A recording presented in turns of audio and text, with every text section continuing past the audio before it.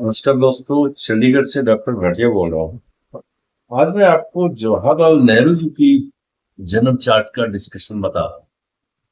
ये जो कुंडली है, ये कुंडली है कर्क लग्न। इंदिरा जी की भी कर्क लग्न की थी। इस कुंडली के अंदर चंद्रमा जो है वो लगन में पड़ा हुआ है।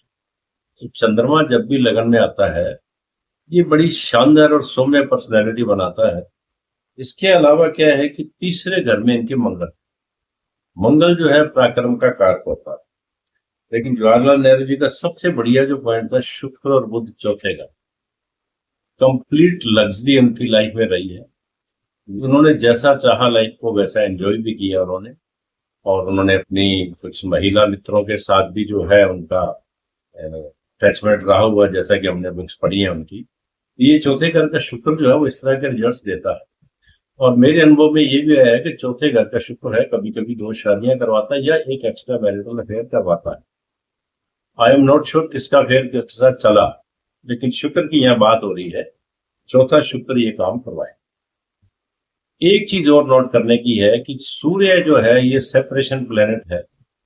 जवाहरलाल नेहरू जी की कुंडली में पंचम सूर्य जो पड़ा हुआ है मंगल के घर में पड़ा हुआ है।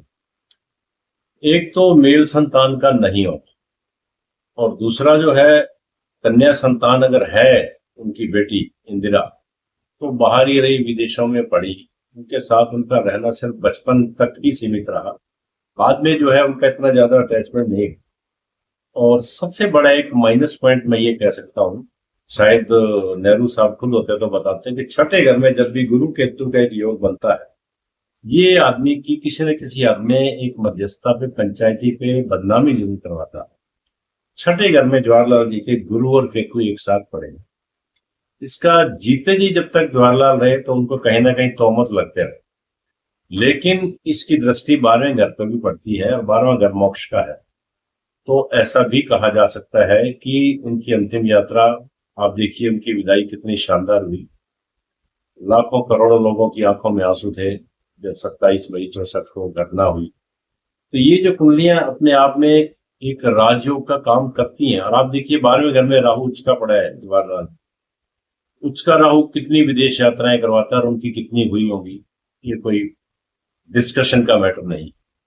तो आप ये मान के चलिए कर्क लगन है और आपके स्टार्स का प्लेसमेंट अगर इस तरह से है, तो काफी हद तक जो उनकी लाइफ हमने देखा, उन्होंने जो जिया है, उसी तरह से लाइफ चलती है। ज्योतिष जिंदाबाद।